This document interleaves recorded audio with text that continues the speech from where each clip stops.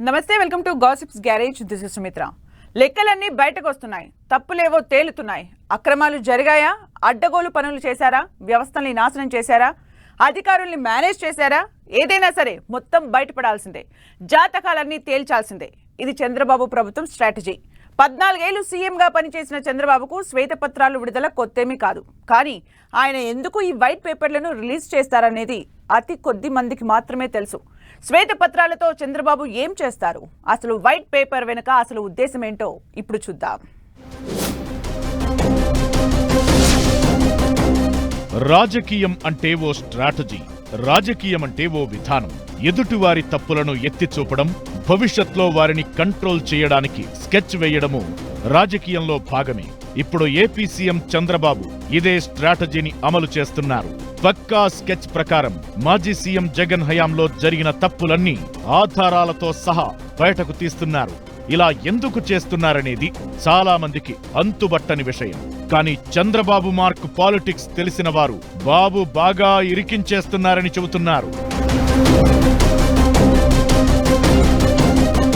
అధికారం చేపట్టగానే 7 అంశాలపై white paper తేవాలనేది Chandrababu ప్రభుత్వ నిర్ణయం.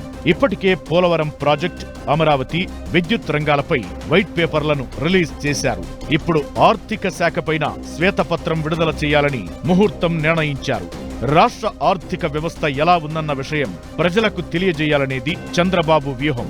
శ్వేతపత్రం విడుదలకు సంబంధించిన సన్నాహక సమావేశంలో రాష్ట్రం సుమారుగా 14 లక్షల కోట్ల రూపాయల అప్పుల్లో ఉందని తెలిపారు అధికారులు. అంటే ఆర్థిక శ్వేతపత్రంలో ఏముందో చెప్పక్కనే చెప్పినట్లయింది. ఇక పర్యావరణం, ఇసుక, మద్యం విధానాలపైన వైట్ పేపర్లు రెడీ అవుతున్నాయి. అయితే ఈ వైట్ పేపర్లలో గత ప్రభుత్వ తప్పులను ఎత్తిచూపుతున్న చంద్రబాబు భవిష్యత్లో తాను ఏం చెయ్యనున్నది తెలియజెబుతున్నారు. అయితే చంద్రబాబు శ్వేతపత్రాల ద్వారా కొత్తగా చెబుతున్నదేమీ లేదని విమర్శిస్తున్నాయి ప్రతిపక్షాలు. లెక్కలు తారుమారు చేస్తున్నారని నిందిస్తున్నాయి. కానీ వాస్తవానికి ప్రతిపక్షాలను కట్టడి చేయడమే ధ్యేయంగా చంద్రబాబు కదులుతున్నారనేది సుస్పష్టం. 2019లో టీడీపీ ప్రభుత్వం పోలవరం పనులను 72% పూర్తి చేశామని ఇలాంటి శ్వేతపత్రాల ద్వారానే తెలియజేసింది. వైసీపీ అధికారంలోకొచ్చాక 72% పనులు జరిగాయని స్వయంగా అంగీకరించింది. ఇప్పుడు 2 ప్రభుత్వాల మధ్య తేడా ఏంటి, ఎవరి హయాంలో ఎంత పని జరిగింది చెప్పడానికి శ్వేతపత్రం ఓ అస్త్రంగా మారింది.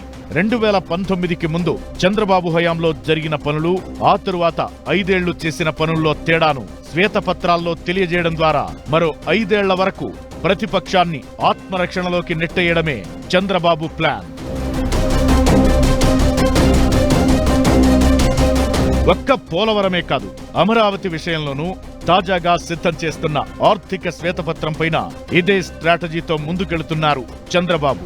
ఇలా లెక్కలు చూపడమే కాదు, తాను అధికారంలోకొచ్చాక మార్పు మొదలైందని చాటడము ఇందులో వ్యూహమే. పోలవరంపై శ్వేతపత్రాన్ని పోలవరం ప్రాజెక్టు ప్రాంతంలోనే విడుదల చేశారు. ఇక అమరావతి విషయంలోనూ అదే వ్యూహం అమలు చేశారు. లెక్కలు చెప్పి ప్రజలను మాయ చేయడం అనే విమర్శల స్థానంలో స్వయంగా తాను క్షేత్రస్థాయికి వెళ్లి అక్కడి పరిస్థితులను వివరించడం ద్వారా గత 5 ఏళ్ల నష్టాన్ని కళ్లకు కట్టే ప్రయత్నం చేస్తున్నారు చంద్రబాబు. డిప్యూటీ సీఎం పవన్ కూడా తన వంతుగా శ్వేతపత్రాలు, ఇతర పరిపాలన వ్యవహారాలను చూస్తూ బ్యాలెన్స్ చేస్తున్నారు. ఇలా ప్రత్యర్థి పార్టీని కోలుకోకుండా దెబ్బతీయడమే చంద్రబాబు ప్లాన్. త్వరలో విడుదల చేయబోయే ఆర్థిక శ్వేతపత్రంపై ఇప్పటికే కొంత క్లారిటీ ఇచ్చేశారు చంద్రబాబు. రాష్ట్ర వాస్తవ ఆర్థిక పరిస్థితిని ప్రజలకు వివరించడం ద్వారా పథకాలు, సంక్షేమ పథకాల కోసం తన ప్రభుత్వం ఎంతలా శ్రమిస్తున్నది చెప్పే ప్రయత్నం కూడా చేస్తున్నారు చంద్రబాబు. ఇప్పటికే అప్పుల కుప్పగా మారిన రాష్ట్రాన్ని బాగు చేయడంతో పాటు సంక్షేమం, అభివృద్ధిని సమాంతరంగా ముందుకు తీసుకెళ్లడం అనే విషయం ప్రజల మదిలో చిరస్థాయిలో గుర్తుండిపోయేలా జాగ్రత్తలు తీసుకుంటున్నారు. ఒక వ్యూహం ప్రకారం కదులుతున్న చంద్రబాబు ప్రతిపక్షాన్ని మాత్రం ఊపిరి తీసుకోకుండా ఇప్పట్లో కోలుకోనియకుండా దెబ్బతీయడమే ప్రధాన లక్ష్యంగా పనిచేస్తున్నారు.